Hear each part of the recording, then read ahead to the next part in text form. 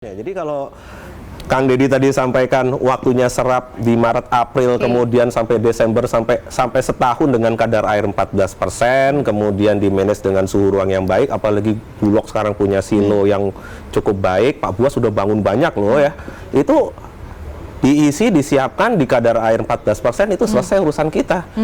Jadi apa yang menjadi solusi hari ini adalah ya, bagaimana kita memanage stok. Kecuali nanti ya yang perishable. Tadi kita dengarkan bersama, tadi pernyataan dari Kepala Bappenas. Kami sempat wawancara di 28 November 2022 tadi, Prof. Dwi, seperti dikatakan bahwa kuncinya ada di bagaimana kita memanage stok. Apakah menurut Anda saat ini, kalau tadi sudah dibantah oleh Pak Ketut bahwa ini bukan persoalan HPP, harga pembelian pemerintah, tetapi karena sudah 5.500 nih sesuai dengan permintaan petani, gabah dan juga beras. Lantas apa masalahnya, Prof? Karena kepentingan kita semua adalah ini tidak terulang tahun 2024. Jangan-jangan masih katanya panen raya kita harus impor. Bagaimana, Prof? Ya, sebentar terkait dengan HPP. Informasi itu kan sebenarnya tidak ada ya. Karena HPP yang diputuskan pemerintah kan 5.000 untuk gabah kering panen ya. Kita bicara gabah kering panen ya. Lalu opsi terkait refraksi harga 10% katakanlah ke 5.500 itu kan tidak ada. Bulog hanya bisa menyerap di angka 5.500 kalau itu untuk keperluan komersial. Jadi ini mungkin perlu komunikasi publik lagi nih Pak Ketut terkait dengan ini sehingga jelas-jelasnya terkait dengan ini. Lalu sudah barang tentu serapan Bulog yang sangat rendah ya itu juga kami sesalkan kan. Mengapa kok bisa sedemikian rendah kan? Hanya sampai saat ini hanya sekitar berapa 280-an ribu. Nah padahal saat ini puncak-puncaknya panen raya kan. Jadi menurut Prof ini apa masalahnya, Prof? Iya.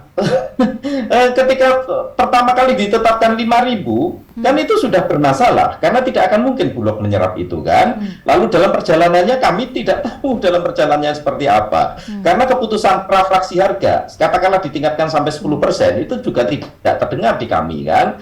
Jadi itu sehingga Bulog barangkali masih berpedoman pada sampai di daerah ya, di level di daerah masih berpedoman pada angka 5.000. Kalau berpedoman pada angka 5.000 ya nggak akan bisa nyerap. Saat ini kan kita bicara gabah ya Mbak Frisian karena nanti kalau Bulog itu nyerapnya biasanya dalam bentuk beras kan bukan gabah, tapi kami sangat berkepentingan dengan gabah karena gabah inilah yang menentukan kesejahteraan dan tidak kesejahteraannya petani di gabah karena petani akan menjualnya melepasnya dalam bentuk gabah. Jadi itu bagaimana komunikasi ini bisa tersampaikan dan saya kira yang amat sangat perlu dalam sampai paling tidak di bulan April nanti bagaimana pemerintah berupaya dengan sangat keras supaya Bulog bisa menyerap sebanyak-banyaknya dengan harga 5.500. Nah ini yang pemerintah kan Mbak yang tahu kan ya caranya bagaimana kan karena barangnya masih ada dan waktu kemarin minggu lalu kami diskusi juga ada Pak Arief juga kita ada stok awal tahun 4 juta ton loh. Stok awal tahun itu 4 juta ton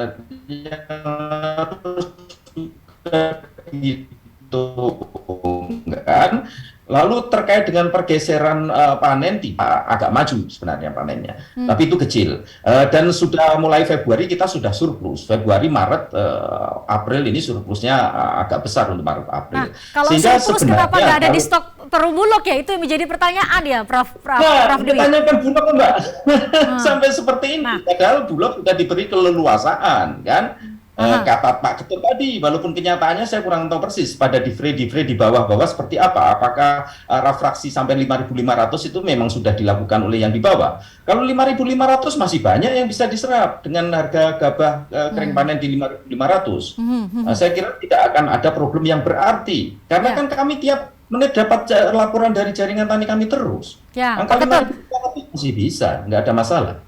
Baik, kita dengarkan Pak Ketut. Ini sebenarnya apa yang terjadi Pak Ketut? Kalau ini HPP-nya sudah 5.500 katanya bisa menyerap, tapi faktanya tidak demikian, Pak. Begini, Pak Prof. Jadi kita kan juga banyak komunikasi. Artinya sama-sama kita komunikasi ke lapangan juga. Artinya kita melihat, tanya juga teman-teman Bulog. Bulog juga kan lincah juga dia melakukan penyerapan.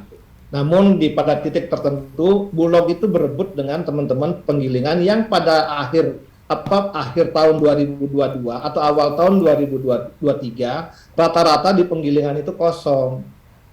Jadi dia berebut. Nah, namanya Bulog berebut dengan swasta pasti kalah. Bulog belinya 5.000, penggilingan belinya 5.100. Bulog naikkan jadi 5.200, penggilingan atau ini naikkan jadi 5.300. Bahkan itu naik lagi sampai lah kayak di sentra produksi di Sulawesi pun yang biasanya harganya rendah menjadi 6.000 lebih sekarang. Artinya bagaimana? Kalau Bulog mengikuti itu, yang terjadi apa? Yang terjadi nanti harga beras di konsumen gila-gilaan tinggi, nggak wajar.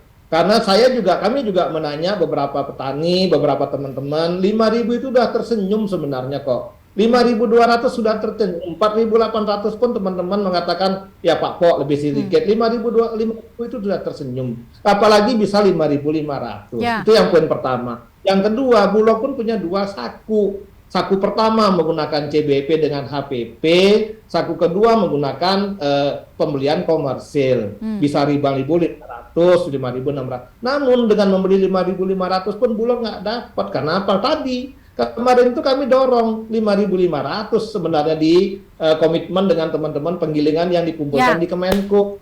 Nggak dapat barang yang kita serahkan cuma 60.000, itu pun bingung mencari memang dapat barang di mana Pak di bawah 5.500. Kalau mendengar penjelasan Pak Ketut ini, kalau sebagai masyarakat kami jadi bertanya-tanya, ini kalau misalnya terus begini, masalahnya, alurnya, siklus untuk mengisi stok CBP atau cadangan beras pemerintah, ini kapan bisa selesai masalah ini? Jadi mungkin pertanyaannya pada Pak Ketut ini terakhir karena kita mau habis waktunya Pak, apa langkah jangka panjang Pak Ketut untuk bisa mengakhiri siklus yang seharusnya bisa kita hentikan saat ini? Jangan sampai kemudian Saban mau panen raya ya tiba-tiba diminta impor. Bagaimana kemudian meningkatkan daya serap Bulog di tengah berbagai keterbatasan yang Anda katakan tadi. Kalau Bulog mau beli 5.000 ya swasta sudah atau komersil bisa beli 5.100. Bagaimana memutus mata rantai itu supaya ya ke depan jangan sampai terjadi kondisi seperti ini Pak Ketut? Pak, itu kan mekanisme pasar. Artinya justru kita senang mendengar kalau harga itu tinggi di tingkat petani dan benar-benar diterima oleh petani loh. Ada yang mengatakan bahwa ini middleman yang bermain, itu yang kita nggak mau. Tapi kalau memang benar-benar petani dapat, kita ikut bangga kok. Pemerintah justru senang, petani senang nandur dong. Sekarang harganya bagus. Walaupun Bulog tidak bisa menyerap, tapi yang menyerap dengan harga yang wajar justru teman-teman penggilingan padi yang ada. Ini harus kita dukung mestinya gitu loh. Jadi jangan kita dikotomikan, artinya tapi di sisi lain pemerintah harus memiliki cadangan pangan. Nggak bisa dong pemerintah ngejar terus harga yang dilomba-lombakan terus. Artinya ada batas tertentu yang pemerintah bisa, begitu melewati silakan teman-teman penggilingan padi yang beli, dan ini harus kita dukung. Karena apa? Di petani harganya bagus. Saya tadi tanda kutip, asal benar-benar petani menerima. Jangan orang-orang yang bermain menerima. Nah, itu yang pemerintah tidak mau. Baik, singkat saja Prof Dwi. Anda setuju dengan kondisi seperti ini, Prof Dwi? Oh iya, dalam arti kondisi saat ini sudah barang tentu disyukuri petani ya, tapi meralat terkait dengan tadi. Kalau kita bicara mengenai NTP itu 2 tahun berturut-turut di bawah 100 Mbak. Dalam arti apa? Petani rugi. Dan kalau kita hitung berapa tidak untung dan tidak rugi petani itu di angka 5.300. Di bawah 5.300 petani rugi. Jadi itu. Karena apa? Memang terjadi kenaikan biaya produksi yang cukup tinggi 3 tahun terakhir ini antara 25 sampai 35%. Dan kami di jaringan tani kami juga menghitung detail itu menghasilkan angka 5.667. Baik. Biaya produksi Mbak. Jadi untuk itu mengapa ketika pemerintah menyatakan 5.000 ini nggak akan mungkin bisa nyerap itu. Sehingga kesalahan ini ada di kesalahan kebijakan juga kan. Jadi itu kesalahan kebijakan, dan yang kedua strategi penyerapan kan.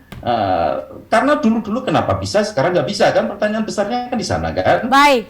Jadi ini yang ditanyakan publik dan ditanyakan Baik. petani. Itu, Mbak. Baik, kita harapkan semuanya stok kita aman, ada berbagai perbaikan tadi yang kita bicarakan, semoga bisa dilakukan oleh berbagai stakeholder di bawah Bappenas ya. Sekarang sudah di di bawah koordinasi Bappenas, semuanya kami berharap semuanya bisa tahun depan kita tidak mengulangi masalah-masalah yang kita hadapi di tahun 2023 ini. Terima kasih sekali lagi untuk Profesor Dwi Andrea Santoso, Guru Besar Ilmu Pertanian di Institut Pertanian Bogor, kemudian Pak Ketut Astawa, Deputi Bidang Ketersediaan dan Stabilisasi Pangan.